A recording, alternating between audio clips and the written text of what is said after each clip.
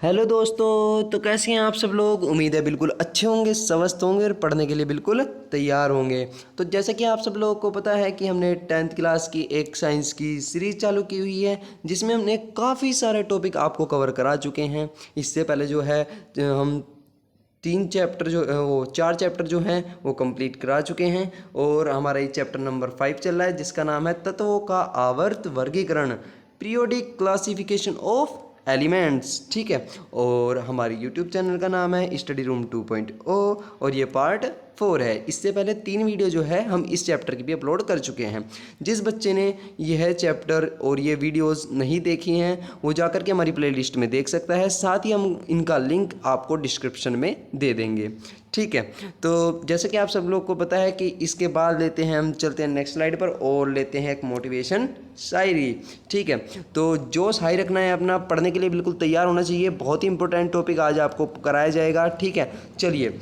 तो कामयाबी सुबह के जैसी होती है, कामयाबी सुबह के जैसी होती है। सुबह सुबह शाम दोपहर, ठीक है, तो सुबह के जैसी होती है कामयाबी। मांगने पर नहीं जागने पर मिलती है, मांगना नहीं है जागने पर मिलती है। जिस दिन आप लोगों ने सूरज को जगाना शुरू कर दिया, यानी सूरज से पहले जगना शुरू कर दिया, समझ लेना आप कामयाबी की राह पर चल चुके हैं। ठीक है, तो कामयाबी सुबह के जैसी होती है, मांगने पर नहीं जागने पर मिलती है। तो चलिए बच्चों, चलते हैं नेक्स्ट स्लाइड पर और शुरू करते हैं। ठीक है, तो आ जाती है आपकी मेंडलीव की आधुनिक आवर्त सारणी। हालांकि इससे पिछली वीडियो में मैं आपको ये समझा चुका हूँ, टोटल दिखा चुका हूँ आपको, फिर भी मैं आपके सामने लेकर के आया हूँ क्योंकि जो आज का टॉपिक है वो भी इसी से रिलेटेड है, तो आपको इसमें से समझाना पड़ेगा। ठीक है, तो सबसे पहला मेरा एक क्वेश्चन है सभी बच्चों से, जिस बच्चे ने मेरी पिछली वीडियो देख चुके हैं उनसे, कि जो आपको ये दिख रहे हैं, ठीक है, ये वाले जो ऐसे कॉलम दिख रहे हैं, ठीक है, दिख रहे हैं ये वाले, इनको क्या बोलते हैं, इनको क्या बोलते हैं। मेंडलीव की आधुनिक आवर्त सारणी में इनको क्या बोलते हैं और इनकी संख्या कितनी होती है, जल्दी कमेंट कीजिए।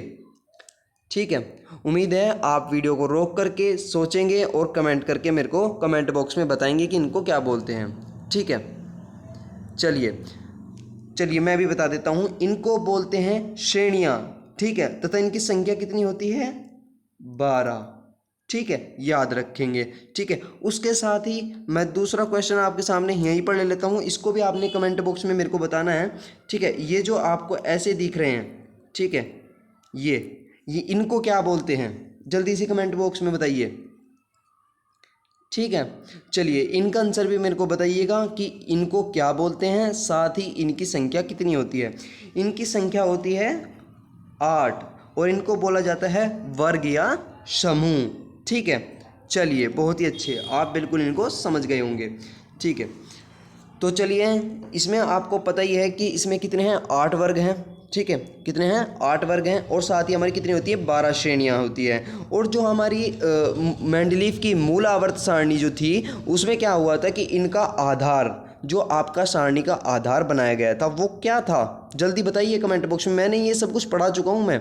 ठीक है, इसको वो आधार था आपका परमाणु भार। जो मूल आवर्त सारणी बनाई गई थी वो तत्वों के बढ़ते भार क्रम के रूप में, जो बढ़ते परमाणु भार के क्रम में बनाई गई थी। लेकिन आपको पता है कि मोसले जी आए थे। मोसले जी ने क्या किया था कि आपको जो आधुनिक आवर्त सारणी जो दी मेंडलीव की, उसमें क्या किया उन्होंने कि एक संशोधन किया जो मेंडलीव की मूल आवर्त सारणी में था, कि उन्होंने दिया जो इसका आधार है वो परमाणु भार है, लेकिन मोसले जी ने परमाणु भार को हटाकर परमाणु क्रमांक कर दिया। ठीक है ना, यानी उनके बढ़ते परमाणु क्रमांक के रूप में यदि आप तत्वों को रखें, ठीक है, तो आपको उनके गुणों में समानता पाई जाएगी जो उनके वर्ग में या समूह में आएंगे। ठीक है, ये मोसले जी ने आपको नियम दिया था। ठीक है, अब आपके दिमाग में एक बात आई होगी कि जो साइंटिस्ट जो खोज करता है उसको उसी का नाम दिया जाता है। ठीक है, तो आपके दिमाग में एक बात आई होगी कि मोसले जी ने क्या किया था कि परमाणु भार को हटा करके परमाणु क्रमांक कर दिया था। नियम में संशोधन किया था जो मेंडलीव की मूल आवर्त सारणी थी, तो उन्होंने मेंडलीव की आधुनिक आवर्त सारणी का ही क्यों नाम दिया, उन्होंने मोसले की आधुनिक सारणी का नाम क्यों नहीं दिया।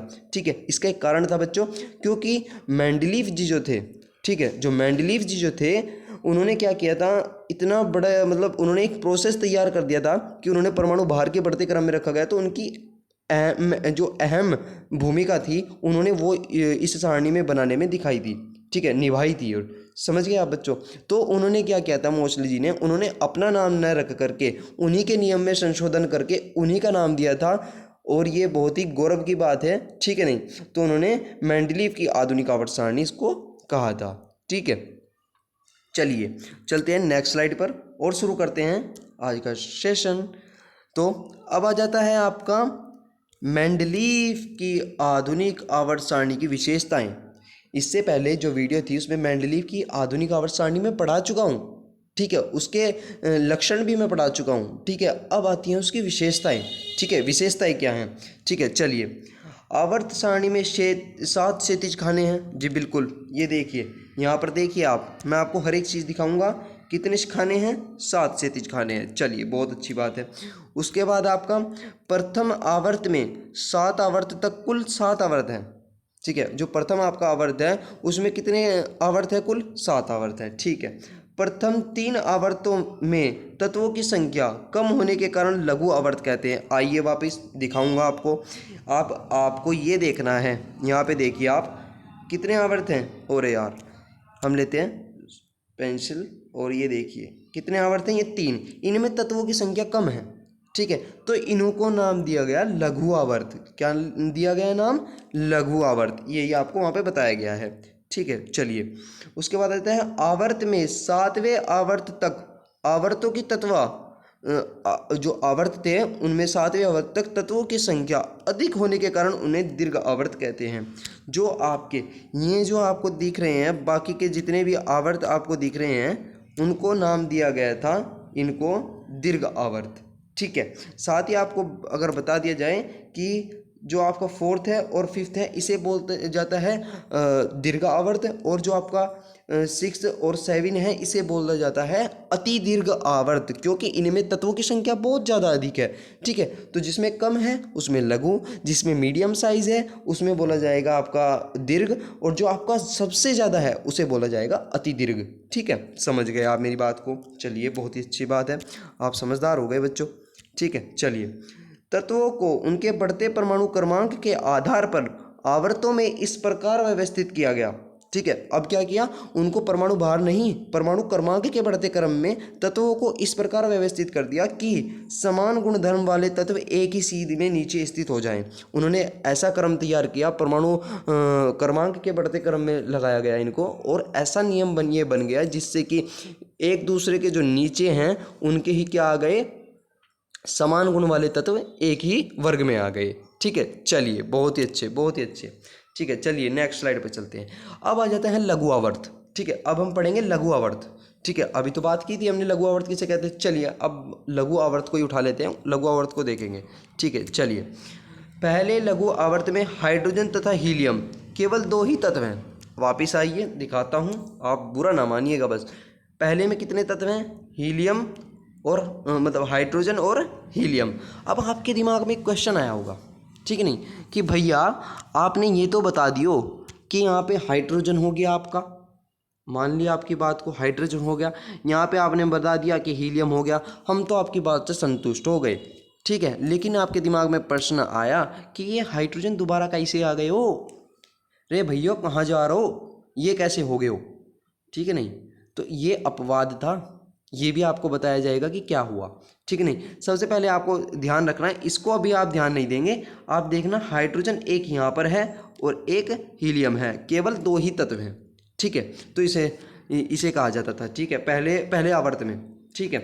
चलिए, उसके बाद अब आ जाता है हमारा दूसरे लघु आवर्त में 8 तत्व तथा तीसरे लघु आवर्त में 8 तत्व हैं। अब वापिस आइए, अब आपको तो यकीन नहीं हुआ भाई मेरे बात पे, कुछ बच्चों को यकीन नहीं हुआ, वो बोलने लगे भाई कैसे 8 तत्व हैं, पहले में तो मान गए, चलो आपकी बात 2 तत्व हैं, तीसरे और चौथे में क्यों मानने हम, चलो दिखाता हूँ आपको माननी पड़ेगी, ठीक है। चलिए देखिए, 1 2 3 4 5 6 7 और 8। इसी प्रकार जो है आपका तीसरे लघु में 8 तत्व हैं। ठीक है, तो इनको बोला गया था लघु आवर्त, क्योंकि इनमें तत्वों की संख्या बहुत कम थी। ठीक है, चलिए बहुत अच्छे बहुत अच्छे।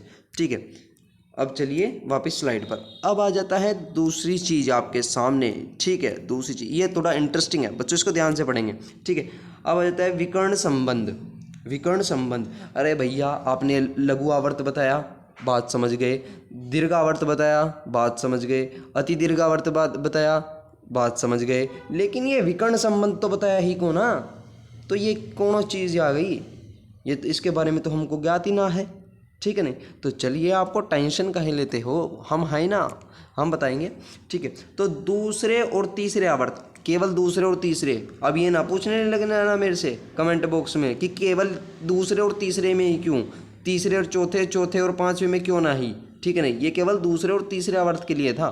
ठीक है, विकर्ण संबंध दूसरे और तीसरे आवर्त के कुछ तत्वों में, और उन जो दूसरा और तीसरा आवर्त है ना उसमें भी कुछ ही तत्वों में, ज़्यादा तत्वों में नहीं, कुछ तत्वों में विकर्ण संबंध पाया गया।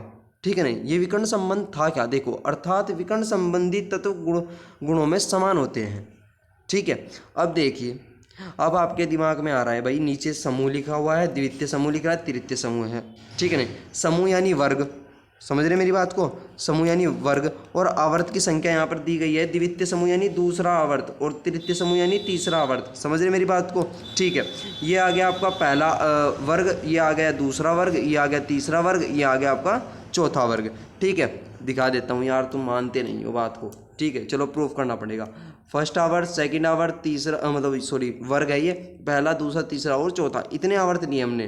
ठीक है, ये इतने में काम करेंगे हम, ये इतने में कितने में काम करेंगे। अब रुको रुको रुको रुको 1 मिनट के बाद दिखाता हूँ, हम करेंगे इसमें काम, दूसरे रंग से डिनोट करता हूँ मैं आपको। ठीक है, ये इतने आवर्त में हम काम करेंगे अभी, इतने आवर्त में इसमें।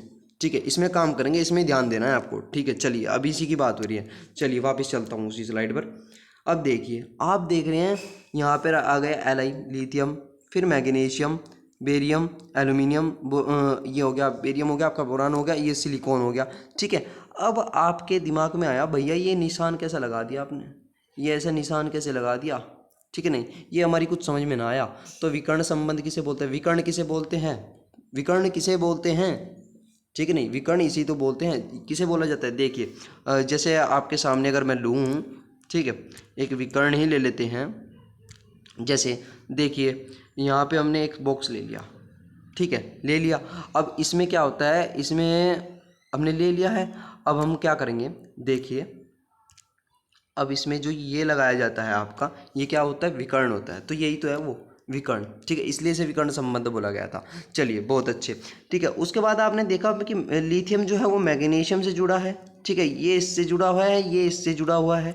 ठीक है, चलिए आपने मान लिया जुड़ा हुआ है, तो मतलब ये जुड़े हुए क्यों हैं। अब देखिए विकर्ण संबंध ने क्या कहा था कि जो दूसरा और तीसरा आवर्त है उनके कुछ तत्वों में विकर्ण संबंध पाया गया, अर्थात विकर्ण संबंधी तत्व गुणों में समान होते हैं। यानी आप समझिए बात को, लिथियम के गुण मैग्नीशियम के समान होंगे, बेरियम के गुण एल्यूमिनियम के समान होंगे, और बोरान के गुण सिलिकॉन के समान होंगे। समझ रहे हैं आप मेरी बात को, ये बात बताई थी। अब आप तो देखेंगे सारणी में दिखाओ भैया, हम ऐसे नहीं मानते, हमें तो सारणी में दिखाओ। चलिए आपको सारणी में भी दिखाता हूँ। ठीक है, अब देखिए हमने बात की थी इस बॉक्स को लेंगे हम। ठीक है, अब देखिए लिथियम ये मैग्नीशियम के साथ, ये यहाँ पर, ये यहाँ पर हो रहा है ना विकर्ण, दिख रहा है आपको दूसरे और तीसरे आवर्त में, दिख रहा है, ऐसे ही विकर्ण चला था। तो इनमें क्या होता, गुणों में क्या हुई थी, इनकी समानता पाई गई थी, इसे ही बोला गया था विकर्ण संबंध। समझ रहे हैं मेरे बात में। चलिए बहुत ही अच्छे, बहुत ही अच्छे, शाबाश। अब आ जाता है सेकंड पॉइंट, जैसे वही है जो मैं आपको बता चुका हूँ सब कुछ। ठीक है नहीं, बस इसको लिख करके हमने डिनोट किया हुआ है। ठीक है, जैसे द्वितीय आवर्त में लिथियम के गुण तृतीय आवर्त में मैग्नीशियम के गुणों से मिलते जुलते हैं। जी हाँ, मिलते जुलते हैं। अर्थ उदाहरण, अब देखो, अब मैंने तो बोल दिया कि लिथियम के गुण जो है वो मैग्नीशियम के समान है। अब बच्चों के दिमाग में आया, आपके दिमाग में क्वेश्चन आया कि आपने बता तो दिया गुण समान है, मैं आपकी बात का यकीन क्यों करूं, मैं आपकी बात का यकीन क्यों करूं, मेरे को तो प्रूफ करके दिखाओ कि समान है। मैं नहीं मानता भाई, मेरे को तो प्रूफ चाहिए। ठीक है नहीं, मेरे को तो प्रूफ चाहिए, मेरे को तो करके दिखाओ कि समान क्यों है। और कैसे हैं समान, आपने कैसे पता किया? चलिए ये भी मैं आपको बताऊंगा। चलिए देखिए, अब लेते हैं हम लिथियम कार्बोनेट। हमने ले लिया लिथियम कार्बोनेट और तथा मैग्नीशियम कार्बोनेट, ठीक है नहीं, अलग अलग लिए ही हैं। पहले लिथियम कार्बोनेट लिया है, फिर उसको हमने क्या किया है, गर्म करने पर हमने लिथियम कार्बोनेट को लिया। ये देखिए, लिया लिथियम कार्बोनेट को, हमने क्या किया, इसको किया गर्म, लिथियम कार्बोनेट को। तो क्या हुआ, हमें मिली कार्बन डाइऑक्साइड और लिथियम ऑक्साइड हमको मिल गया, ठीक है नहीं। चलिए इतनी बात हम मान गए कि भैया आपने लिथियम कार्बोनेट को गर्म किया और आपकी कार्बन डाइऑक्साइड गैस निकल गई और लिथियम ऑक्साइड बन गया, ठीक है, आपने मेरी बात को मान लिया। अके इसमें क्या अचंभित बात हो गई, गर्म ही तो किया है। अरे भैया बात तो सुनो, ठीक है ना, मैग्नीशियम कार्बोनेट को भी तो लेंगे क्योंकि गुणों में समानता दिखानी है भैया। तो हमने लिया सेम प्रोसेस में मैग्नीशियम कार्बोनेट ले लिया भाई, ठीक है, क्या ले लिया, अब ले लिया हमने मैग्नीशियम कार्बोनेट ले लिया, हमने इसको भी सेम प्रोसेस से गर्म किया, ठीक है ना, क्या बन गया आपका मैग्नीशियम ऑक्साइड। जैसे यहाँ लिथियम ऑक्साइड बना था, यहाँ पे बन गया मैग्नीशियम ऑक्साइड और साथ ही निकली कार्बन डाइऑक्साइड गैस। तो इसकी भी कार्बन डाइऑक्साइड गैस और इसमें भी कार्बन डाइऑक्साइड गैस, यानी इसमें भी ऑक्साइड बन रहा, इसमें भी ऑक्साइड बन रहा, तो गुणों में तो समान हो गए भाई, ये हो गया ना प्रूफ। जबकि अब देखिए आगे की बात बता देता हूँ, जबकि सोडियम कार्बोनेट को गर्म करने पर उस पर कोई प्रभाव नहीं पड़ता। यदि हम सोडियम कार्बोनेट को गर्म करेंगे ना तो उस पर कोई प्रभाव नहीं पड़ेगा, ठीक है ना, उस पर कोई रिएक्शन होगा ही नहीं गर्म करने पर, ठीक है नहीं। तो यानी लिथियम के और मैग्नीशियम के गुण आपस में समान है, ये बात हमारी हो गई प्रूव, ठीक है। तो द्वितीय और तृतीय आवर्त में तत्वों के प्रारूपक तत्व या निरूपक तत्व कहते हैं, जो आपके, दोबारा दिखाता हूँ, दूसरे और तीसरे आवर्त में जो तत्व हैं इनको क्या बोलते हैं, प्रारूपिक तत्व या निरूपक तत्व भी इनको बोलते हैं। बहुत ही अच्छे, यह तत्व अपने समूह में उपस्थित अन्य तत्वों के आदर्श प्रतिनिधित्व करते हैं, ठीक है। यानी आप समझिए बात को कि जो आपके दूसरे आवर्त और तीसरा आवर्त है उसके जो तत्व हैं वो क्या हैं, कहलाते हैं आपके प्रारूपिक तत्व या निरूपक तत्व, ठीक है। समझ गए आप बच्चों? अरे वाह यार, बड़ा तेज हो रहे हो भैया, अरे बड़े तेज हो रहे हो, ठीक है नहीं। चलिए बहुत ही अच्छे, बहुत ही अच्छे। अब मैंने जैसे बात की थी लघुआवर्त की, चलिए लघुआवर्त पढ़ दिया, अब आ जाता है दीर्घावर्त, ठीक है। क्या आ जाता है आपका, दीर्घावर्त, चलिए ठीक है। अब हम पढ़ेंगे दीर्घावर्त। अंतिम 4 आवर्त दीर्घावर्त हैं, ठीक है। आपको दिखा देता हूँ, ये क्या है आपके अंतिम जो 4 आवर्त आपको दिख रहे हैं, ये क्या है आपके दीर्घावर्त है। पहले यार इसको रफ कर लेते हैं, ठीक है, इसको रफ कर लेते हैं यार, ज़्यादा ऐसे तो घिचमिच हो जाती है, मेरे को मज़ा नहीं आता, ठीक है। चलिए दिखाता हूँ आपको, ये आखिरी के जो 4 आवर्त हैं, ये क्या है आपके आखिरी के जो 4 आवर्त हैं, इनको बोला जाता है दीर्घावर्त। चलिए इनके बारे में हम पढ़ेंगे अब, ठीक है, यानी इनके बारे में पढ़ेंगे टोटल, इन सभी के बारे में, ठीक है, इन सभी के बारे में पढ़ेंगे, इनको बारे में पढ़ेंगे अब, ठीक है। चलिए चलते हैं स्लाइड पर वापस, ठीक है, पढ़ते हैं। अब देखिए आप, चौथे तथा 5वें आवर्त में प्रत्येक आवर्त में क्रमशः 18 तत्व हैं। अब आपको मैं अगर वापस दिखाऊं स्लाइड में, तो अगर चौथे और 5वें के आप तत्वों की क्या करो, तत्वों की इनकी गिनती करो तो इनमें 18 तत्व हैं, ठीक है। कितने तत्व हैं, 18। चलिए बहुत ही अच्छे, ठीक है, गिन लीजिएगा आप, अगर आपको कोई डाउट हो तो गिन लीजिएगा, 18 तत्व हैं।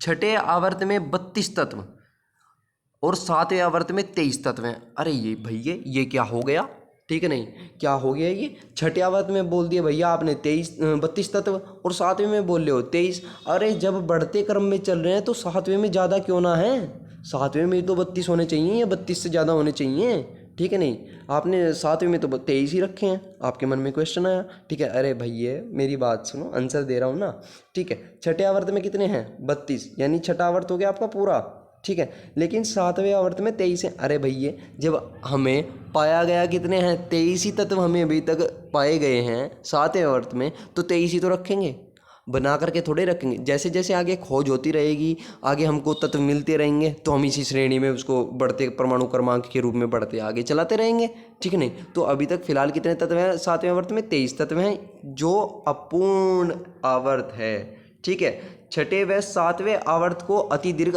आवर्त कहते हैं। बात आ गई ना आपकी बात, वही बात आ गई कि जो छठा और 7वां बताया था मैंने आपको, कि जो आपका छठा और 7वां आवर्त है इसको बोला जाता है अति दीर्घ आवर्त, चौथे और पांचवे को बोला जाता है दीर्घ आवर्त, पहले दूसरे और तीसरे को बोला जाता है लघु आवर्त। चलिए बहुत ही अच्छे, बहुत ही अच्छे, शानदार।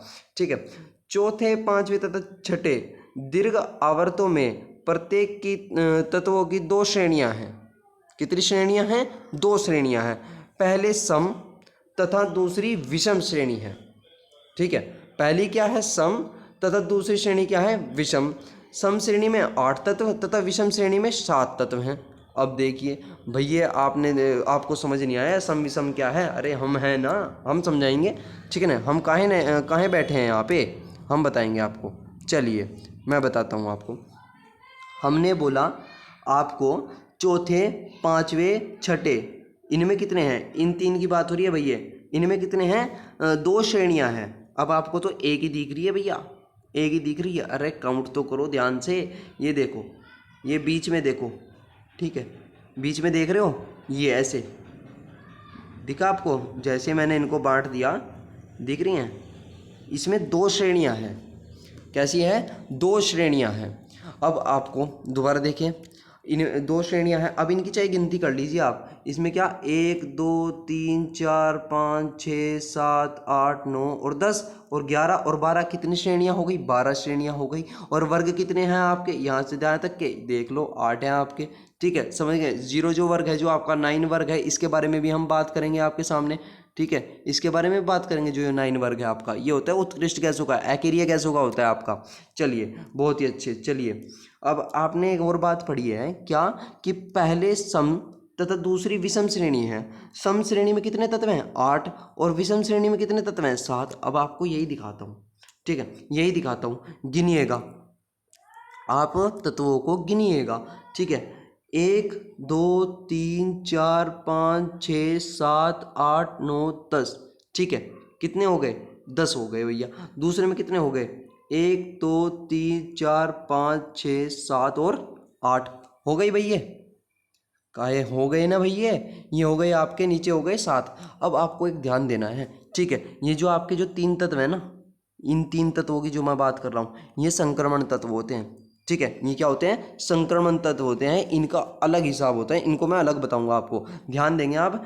1 2 3 4 5 6 और 7, यानी ऊपरले में 7 है। तो ये कौन सी श्रेणी हो गई आपकी? ये हो गई विषम। कौन सी हो गई? विषम श्रेणी। ठीक है, कौन सी हो गई? विषम हो गई।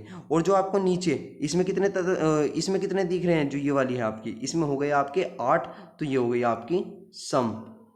ठीक है, और इन 3 को आप अभी छोड़कर चलेंगे। ठीक है, चलिए आपको पता लग गया कि विषम श्रेणी किसे कहते हैं और सम श्रेणी हम किसे कहते हैं। चलिए बहुत अच्छे, शानदार। देखिए अब आ जाते हैं हम वापस स्लाइड पर और देखते हैं। तथा शेष 3 तत्व, अब उन 3 तत्व की बात आ गई भैया। शेष 3 तत्व दोनों श्रेणियों के बीच के एक ही स्थान पर रखे गए हैं। इनकी बात आ गई। अब आपको दिखाता हूँ। वैसे तो आप समझ गए, इन 3 तत्वों की बात आ गई है भैया, इन 3 तत्वों की बात आ गई। ठीक है, इन 3 तत्वों की बात हो रही है। अब देखिए, ये दोनों श्रेणियों के बीच में रख दिए। कहाँ रख दिए? दोनों श्रेणियों के बीच में रखे गए हैं। इस प्रकार तीनों दीर्घ, ये दीर्घ नहीं है, टाइपिंग मिस्टेक है, दीर्घ है। ये तीनों दीर्घ आवर्तों में कुल 9 तत्व है। 9 तत्व सम या विषम श्रेणी के बीच में हैं। इन 9 तत्वों को क्या बोलते हैं? संक्रमण तत्व बोलते हैं। अब इन 3 श्रेणियों को आप देखिए। ये 3 श्रेणी जो मैंने आपको दिखाई हैं, ये वाली, ठीक है, इन 3 श्रेणियों की बात हो रही है। इनमें कितने तत्व हैं? 9 तत्व हैं। इनको तत्वों को अलग रखा गया है, साथ ही इनको बोला जाता है संक्रमण तत्व, क्योंकि ये सम और विषम दोनों श्रेणियों के बीच में रखे गए हैं, तो इनको बोला जाता है संक्रमण त्रिक भी बोल देते हैं और संक्रमण तत्व भी इनको बोल देते हैं। चलिए बहुत ही अच्छे, बहुत ही शानदार, आप इसको बिल्कुल समझ गए होंगे।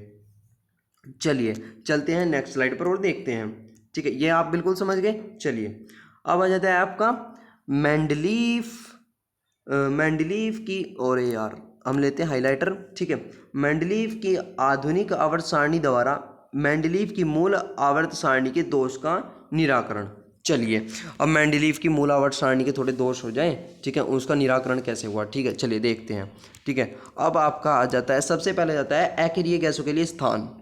अकेरिय गैसों के लिए स्थान था ही नहीं जब मूल आवर्त सारणी बनी। ठीक है, चलिए उसके बारे में भी हम जानते हैं। मेंडलीव की मूल आवर्त सारणी में अकेरिय गैसों के लिए कोई उपयुक्त स्थान नहीं था। अब आपको मैं वापस स्लाइड पर लेके चलता हूँ। जो आपको लास्ट का ये कॉलम दिख रहा है ना, इसमें कितने कौन सा है, ये उत्कृष्ट गैसों का है। ठीक है, ये उत्कृष्ट गैसों का है। इसमें ना जो मेंडलीव की मूल आवर्त सारणी थी उसमें इनके बारे में कोई जानकारी थी ही नहीं।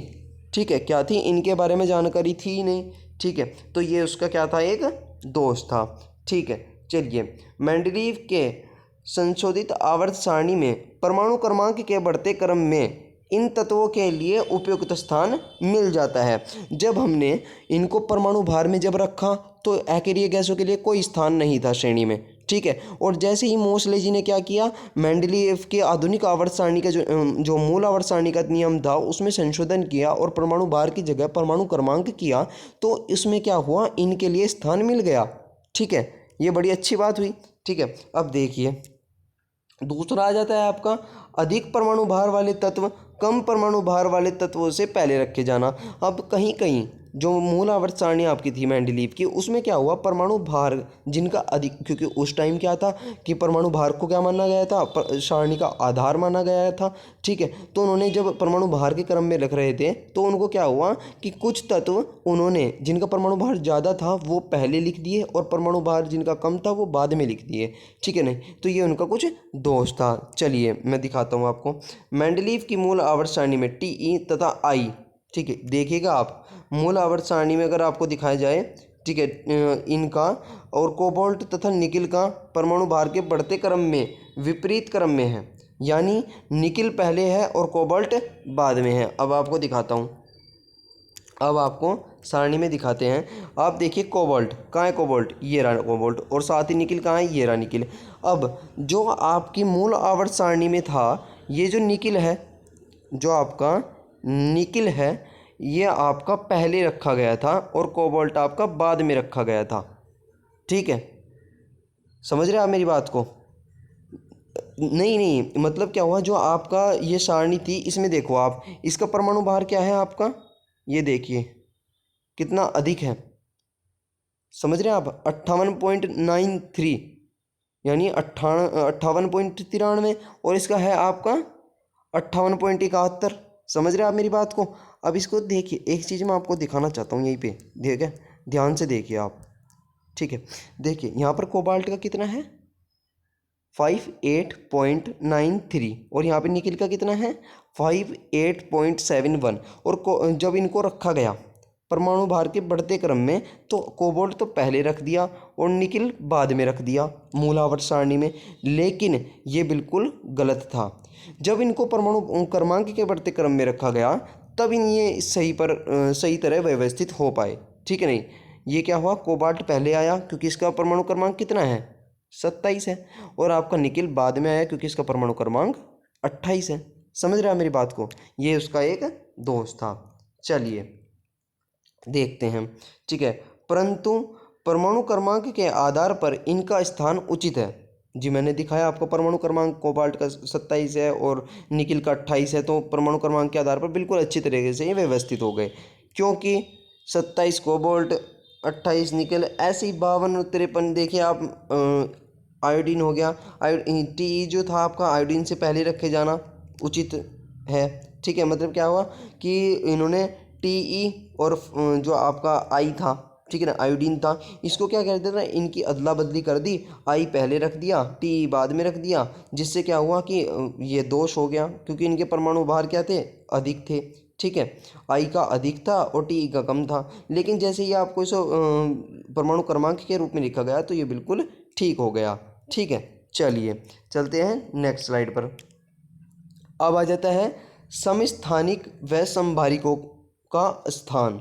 ठीक है, समभारिक व समस्थानिकों का स्थान। अब आपके दिमाग में आएगा समस्थानिक किसे बोलते हैं। समस्थानिक बोलते हैं उनको जिनके गुण तो होते हैं समान लेकिन भार होते हैं अलग अलग, उनके बोलते हैं समस्थानिक। और समभारिक क्या होते हैं, जिनके भार तो होते हैं समान, यानी परमाणु भार तो होते हैं समान लेकिन जो गुण होते हैं वो होते हैं अलग अलग, उन्हें होते हैं समभारिक। ठीक है, चलिए इनके बारे में हम आपको बताते हैं। चलिए, मेंडलीव की आवर्त सारणी में तत्वों को परमाणु भारों कि वृद्धि क्रम में रखे जाने के कारण समस्थानिकों के में पृथक पृथक स्थान दिया जाना चाहिए था। जो आपके समस्थानिक हैं उनकी गुणों में तो समानता है, भार तो उनके अलग अलग हैं, यानी वो सारणी में अलग अलग रखे जाने चाहिए थे, लेकिन वो क्या हुआ, साथ रखे गए। ठीक है नहीं, क्योंकि समस्थानिकों के परमाणु भार भिन्न होते हैं। जी हाँ, इस आधुनिक आवर्त सारणी में परमाणु भारों के स्थान पर तत्वों के परमाणु क्रमांक में वृद्धि क्रम में रखा गया है। ये एक बात मैं कई बार बोल चुका हूँ कि जो है आपकी आधुनिक आवर्त सारणी है जो वो परमाणु भार के स्थान पर नहीं है, परमाणु क्रमांक के आधार पर बनी गई है। ठीक है, उनके वृद्धि क्रम में रखा गया है, जिसके आधार पर समस्थानिकों के स्थान की असंगतियाँ दूर हो गई। जिससे क्या हुआ, जो कि समस्थानिक थे उनको बिल्कुल सही क्रम में रखा गया और उनकी जो असंगतियाँ थी वह दूर हो गई, क्योंकि समस्थानिकों के परमाणु भार भिन्न भिन्न तथा परमाणु क्रमांक समान होते हैं। ठीक है, परमाणु क्रमांक समान होते हैं, परमाणु क्रमांक समान होंगे तो उनके गुण समान होंगे, और परमाणु क्रमांक जब समान है और उनके बढ़ते क्रम में हैं तो वो एक ही जगह आएंगे, जिससे कि उनके गुणों को में अध्ययन करना आसान हो जाएगा। तो जैसे ही उनको परमाणु क्रमांक के बढ़ते क्रम में रखा गया तो यह बिल्कुल सही क्रम माना गया। ठीक है, अतः इसी कारण उनका सारणी में एक स्थान रखना उचित है। ठीक है, समझ गए आप बात को। अब बताए समभारिक के परमाणु क्रमांक भिन्न होते हैं। अब देखो, समभारिक का परमाणु क्रमांक भिन्न होगा तो उनके गुण भिन्न होंगे, लेकिन परमाणु भार तो समान है। अब इस सारणी में तो ये सब विफल हो गया भाई, परमाणु भार तो किसी काम का ही नहीं है कि जो मेंडलीव की आधुनिक आवर्त सारणी है उसमें तो परमाणु क्रमांक का काम है। ठीक है, तो इसमें परमाणु क्रमांक क्या हो गया, भिन्न भिन्न हो गए। अतः समभारिकों को भिन्न स्थान दिए जाने के लिए कारण भी स्पष्ट हो गया। अब समभारिक जो थी आपके उनको अलग अलग स्थान पर रखा गया, एक ही स्थान पर नहीं रखा गया, अलग अलग रखा गया। क्यों रखा गया, क्योंकि उनके परमाणु क्रमांक अलग अलग थे। जो क्या था इनका जो दूर रखे गए, किसी व्यक्ति ने अगर पूछा कि आपने जो आपके समस्थानिक थे उनको तो एक स्थान पर रख दिया, समभारिक को आपने दूर दूर क्यों रखा, तो उनके लिए बिल्कुल ये कारण बिल्कुल स्पष्ट था कि इनके परमाणु क्रमांक अलग अलग हैं, इसी कारण इनको अलग अलग रखा गया था। ठीक है, चलिए आप इसको बिल्कुल समझ गए होंगे। ठीक है, अब आ जाते हैं आपके मेंडलीव के आधुनिक आवर्त सारणी के दोष। अब ऐसा नहीं है कि जो मेंडलीव की आधुनिक आवर्त सारणी है, जो संशोधित आवर्त सारणी है, ये बिल्कुल सही है, ऐसा बिल्कुल नहीं है। ठीक है, ऐसा बिल्कुल भी नहीं है। ठीक है, तो चलिए आपको बताता हूँ। अब आता है आपका लेंथेनाइड तथा एक्टिनाइड श्रेणी के तत्वों को आवर्त सारणी के अंदर स्थान न दिया जाना। ठीक है, ये एक क्या था, इसका दोष था। ठीक है, अब देखिए आपका लेंथेनाइड जो है और एक्टिनाइड है, उसको गुस्सा आया, उन्होंने पूछ लिया कि भैया ये बता दो मेरे को बाहर क्यों रखा, मैं तो ये अपना दोष है, मैं तो केस करूँगी आप पे, जाओ कोर्ट में मिलो। ठीक है, चलिए ठीक है, तो आपका देख रहे होंगे आप, आपकी जो लेंथेनाइड और एक्टिनाइड श्रेणी है इनको क्या हुआ कि श्रेणी से बाहर रखा गया था। ये भी एक दोष था, क्योंकि इनको जब श्रेणी बना रहे हैं तो श्रेणी के अंदर ही सब कुछ होना चाहिए। ठीक है, लेकिन लेंथेनाइड और एक्टिनाइड को अलग रखा गया था, ये एक दोष माना गया इसका कि क्यों रखा गया। ठीक है, चलिए लेंथेनाइड श्रेणी, अब आती है लेंथेनाइड श्रेणी के बारे में पढ़ ले कि 14 तत्व, जो आपकी लेंथेनाइड श्रेणी होती है इसमें 14 तत्व होते हैं, लेकिन परमाणु क्रमांक 58 से लेके 71 तक क्या होते हैं, एक्टिनाइड श्रेणी के तत्व, परमाणु क्रमांक 90 से 103 तक। जो आपके लेंथेनाइड श्रेणी है, देखिए आप, जो आपकी लेंथेनाइड श्रेणी है उसमें कितने हैं, 58 से लेके 71, साथ ही एक्टिनाइड में 90 से लेके 103। कितने कितने तत्व हैं, केवल 14 तत्व हैं। ठीक है, चलिए देखिए, को आवर्त सारणी के बाहर रखा गया, जी बिल्कुल रखा गया, लेंथेनाइड श्रेणी को भी और एक्टिनाइड श्रेणी को भी। इन तत्वों को आवर्त सारणी में कोई उचित स्थान नहीं दिया जाना भी आवर्त सारणी का अनियमितता को प्रदर्शित करता है। यानी ये एक दोष माना गया कि इन तत्वों को आवर्त सारणी में क्यों नहीं रखा गया। ठीक है, बाहर क्यों रखा गया। ठीक है, चलिए बहुत ही अच्छे। अब दूसरा जाता है आपका, समूह सर्वदा संयोजकता का घोतक नहीं है। घोतक का मतलब होता है सूचक। ठीक है, सूचक नहीं है, मतलब समूह जो आपका यानी वर्ग है, अगर एक ही वर्ग में काफ़ी सारे तत्व रखे गए हैं तो ऐसा नहीं है कि उनके संयोजकता को प्रदर्शित करेगा। ठीक है, ऐसा नहीं है। ठीक है, चलिए देखते हैं। 8वें समूह में केवल ये आपका ओस्मियम, ठीक है, क्या है, ओस्मियम ही ऐसा तत्व है। जो आपका 8वीं समूह है उसमें केवल एक तत्व है ओसीमियम ऐसा तत्व है जिसकी संयोजकता क्या है, 8 है। ठीक है, दीर्घ आवर्तों में अनेक तत्वों या तत्व जो हैं उनकी 2 या 2 से अधिक संयोजकताएं प्रदर्शित करती हैं। कितनी हैं, 2 या 2 से अधिक। लेकिन आपके ओसियम जो है उसकी कितनी संयोजकता है, 8। अतः समूह सर्वदा एक निश्चित संयोजकता का सूचक नहीं है। ठीक है, क्या नहीं है, घोतक नहीं है।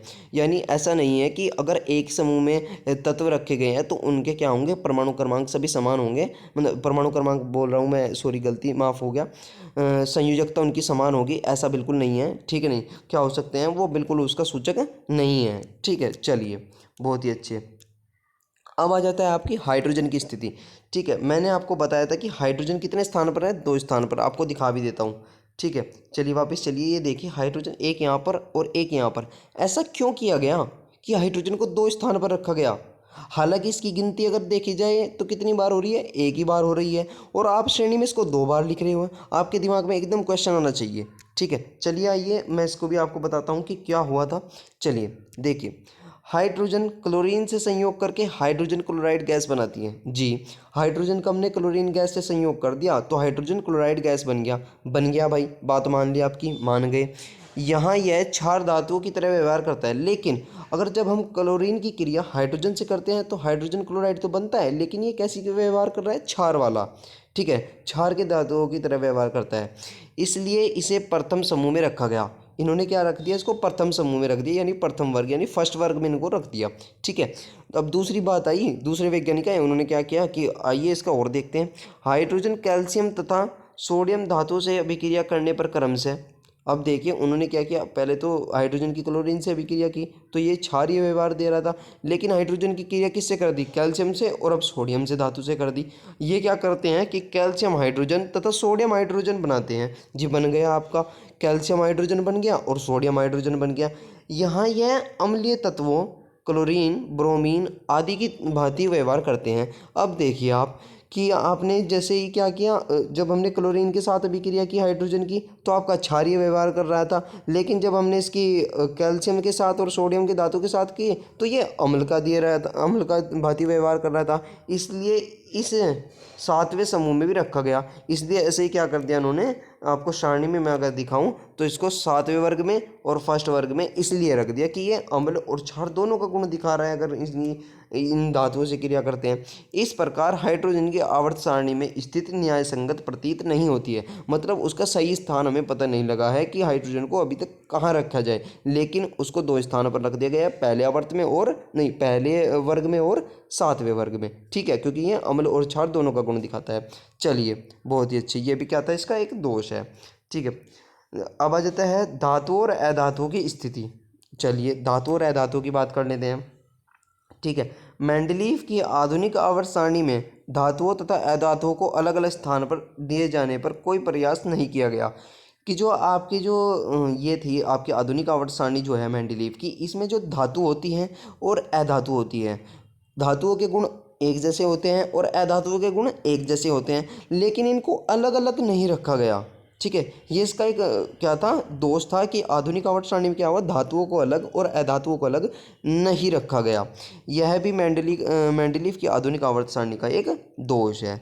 चलिए, बहुत अच्छे। अब आ जाता है आपका 5वां पॉइंट, असमान गुणों वाले तत्व को एक स्थान तथा समान गुण वाले तत्वों को अलग अलग रखना। अब कई तत्व ऐसे थे जिनमें क्या हुआ कि जो जिनके तत्व समान हैं उनको तो रख दिया अलग अलग, और जिनके गुण असमान हैं मतलब अलग अलग हैं उनको रख दिया एक साथ। ये तो गड़बड़ होगी भाई, ये गड़बड़ हो गई। कुछ तत्व ऐसे हैं जिनके भौतिक तथा रासायनिक गुण भिन्न भिन्न हैं, यानी उनके जो भौतिक गुण हैं तथा रासायनिक गुण हैं वे अलग अलग हैं, फिर भी उन्हें एक ही समूह में रखा गया है। जैसे Ia की क्षार धातुएं तथा Ib की मुद्र धातुएं। अब देखिए आपको, अब आपके दिमाग में आया Ia क्या आ गया, ये Ib क्या आ गया। चलिए दोबारा दिखाता हूँ आपको। देखिए Ia मतलब ये वाले Ia यानी फर्स्ट ए, और ये हो गया आपका फर्स्ट बी। दिखाता हूँ आपको, ठीक है, क्या दिखाता हूँ, ये देखिए आप, दिखाता हूँ अभी। ये हो गया आपका फर्स्ट ए और ये हो गया आपका फर्स्ट बी। जो देखिए आप ऐसे और ऐसे देखिए कॉपर, कॉपर हो गया आपका, एजी हो गया, एयू हो गया, सिल्वर चांदी जो भी है, ठीक है, ये हो गया, ये हो गया आईबी यानी फर्स्ट बी, और आपके जो helium, lithium, sodium, potassium, rubidium, ठीक है, ये सब क्या हो गए आपके, क्या हो गया, फर्स्ट ए के हो गए तत्व, ठीक है। इनमें क्या हुआ कि इनको सही से नहीं रखा गया, ठीक है। चलिए मैं आपको दोबारा पढ़ देता हूँ एक बार, ठीक है। इनको क्या हुआ, इनके गुण जो भौतिक गुण थे, रासायनिक गुण थे, वे भिन्न भिन्न थे, अलग अलग थे, फिर भी इनको क्या रखा गया, एक ही समूह में रख दिया गया, यानी फर्स्ट ए में और फर्स्ट बी में एक ही समूह, यानी एक ही वर्ग, यानी फर्स्ट वर्ग में रख दिया गया। ये तो गलत हो गया भैया, ठीक है नहीं, ठीक है। और इसके विपरीत, अगर इसके विपरीत देखें, इसके विलोम देखें आप, इसके विपरीत कुछ समान गुणों वाले तत्व को अलग अलग समूह में रखा गया। अब देखो कुछ जिनके गुण समान थे उनको रख दिया अलग अलग, और ये तो थे अलग, जिनके गुण थे अलग अलग, जिनके गुण थे अलग अलग उनको रख दिया समान समान उसमें वर्ग में, और जिनके गुण समान थे उनको रख दिया अलग वर्ग में। उदाहरण, कॉपर, पारा, प्लेटिनम के गुणों में अधिक समानता है, ठीक है। जो आपका कॉपर हो गया, यहाँ पे देखिएगा आप, कॉपर जो है, कहाँ है कॉपर, देखिए Cu कहाँ है आपका, यहाँ ये मिलेगा आपको, देखते हैं, कैल्शियम हो गया, सिलिकॉन हो गया, ठीक है। यहीं पे आपका देखना, आप यहाँ पे कॉपर होगा, ठीक है नहीं, हालांकि मुझे अभी नहीं दिख रहा है, ठीक है। चलिए, जो आपका कॉपर है, साथ ही आपका जो दूसरा तत्व है उसको क्या रखा गया, अलग अलग रख दिया, हालांकि वो समान होने चाहिए थे, ठीक है। चलिए यार, कहाँ पे मैं देख रहा हूँ उसको, काफ़ी देर से मेरे को नहीं दिख रहा है, ठीक है। चलिए, लग जाता है, आंखों का फेर लग जाता है कभी कभी, ठीक है। आके सामने पड़ी हुई चीज़ें हमको नहीं दिखती हैं तो हो जाता है कभी, ठीक है। चलिए एक बार मैं इसको रफ करके देख लेता हूँ, क्या पता आंखों के सामने आ ही जाए, ठीक है। वैसे आप सब क्या है, इसको एक बार पढ़ लेंगे, ठीक है। चलिए, बहुत अच्छे, शानदार, ठीक है। मैं कोशिश कर रहा हूँ, नहीं मिल रहा, चलिए भैया मेरे को माफ़ कीजिएगा, मेरे को अभी बिल्कुल भी नहीं दिख रहा, ठीक है। आप क्या कीजिएगा, देख लीजिएगा इसको एक बार, ठीक है। क्या कीजिए, जो आपका कॉपर है, पारा है तथा प्लेटिनम है, ये क्या है आपका, बहुत ही समान गुण होते हैं इनमें, अधिक समानता होती है इनमें, लेकिन ये क्या है, अलग अलग वर्ग में इनको रख दिया गया, जिससे क्या हुआ इनको, लेकिन इन्हें भिन्न भिन्न वर्गों में रखा गया जो न्यायोचित नहीं है, क्योंकि इसमें तो जो समान गुण हैं जिनके, उनको एक साथ रखे जाना था, लेकिन क्या हुआ, उनको भिन्न भिन्न वर्गों में रख दिया, तो ये गलत माना गया, ये एक क्या था, दोष था इनका, ठीक है। चलिए, अब जाता है आपका आठवें वर्ग को 3 स्तंभों में रखना। अब आपको मैं आठवां वर्ग दिखाता हूँ, अब मैं आपको ये आठवां वर्ग दिखाता हूँ, ये वाला जिसे बोलते हैं संक्रमण तत्व।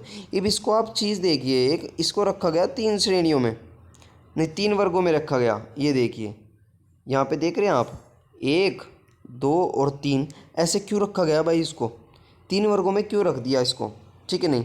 चलिए ये भी हम जानेंगे, चलिए दिखाता हूँ आपको, वापस अपनी स्लाइड पर चलते हैं, वहाँ पे इनको पढ़ेंगे। अब देखिए, इस सारणी में जो ये आपको सारणी दी गई है, इस सारणी में 8वें वर्ग के तत्वों को 3 स्तंभों में रखा गया, हाँ जी रखा गया है। इन सभी को बाहरी कक्षा में 2-2 इलेक्ट्रॉन है, जितने भी आपको 9 के 9 तत्व दिख रहे हैं उनकी बाहरी कक्षा में कितने इलेक्ट्रॉन हैं, 2, और यह द्विव संयोजक भी हैं, कैसे हैं, द्विव संयोजक भी हैं, जबकि परमाणु अलग अलग हैं, जो इनका परमाणु है वे क्या हैं, अलग अलग हैं, और रासायनिक गुण क्या हैं, समान है। जो इनके परमाणु बाहर है वे तो हैं इनके अलग अलग, लेकिन जो रासायनिक गुण हैं वे तो इनके समान हैं। और इनके 8वें वर्ग के जितने भी तत्व हैं, 9 के 9 तत्व हैं ये, इनके क्या है, आखिरी जो कोश है उसमें इलेक्ट्रॉन कितने हैं, 2, यानी संयोजकता इसकी कितनी है, 2। चलिए, अतः इन तत्वों को आवर्त सारणी में उचित स्थान नहीं दिया गया है, बल्कि अलग अलग स्तंभों में रखकर एक ही वर्ग में रख दिया गया है। मतलब क्या है, जो आपको ये दिख रहे हैं ना, जो ये आपको ये वाला और ये वाला, ये 3 खंड जो आपको दिख रहे हैं, इनको क्या रखा है, एक ही वर्ग में रख दिया, यानी 8वें वर्ग में इनको रख दिया, लेकिन कितने कितने वर्ग बनाए हुए हैं, 3 वर्ग में बना रखा है, लेकिन नाम दे रखा है 1, क्योंकि इनको स्थान नहीं दिया गया है अभी तक सही क्रम में, ठीक है। इनको क्या किया गया है, सही क्रम से इनको स्थान नहीं दिया गया है, ठीक है। ये था इसका, ये जो मैंने आपको बताए हैं ये सभी क्या थे, इनके अपवाद थे, ठीक है, ये क्या है इनके मतलब अपवाद नहीं कह सकते, गलती से हो गया, ये बोले जाते हैं आपके दोष। ठीक है, ये आपके मेंडलीव की आधुनिक जो संशोधित आवर्त सारणी है, ये सभी इनके क्या हैं, दोष हैं। चलिए चलिए, मेरे को नज़र भी आ गया आपका कॉपर, ये देखिए यहाँ पर मैं कब से इसको ढूंढ रहा था, ये आपका कॉपर।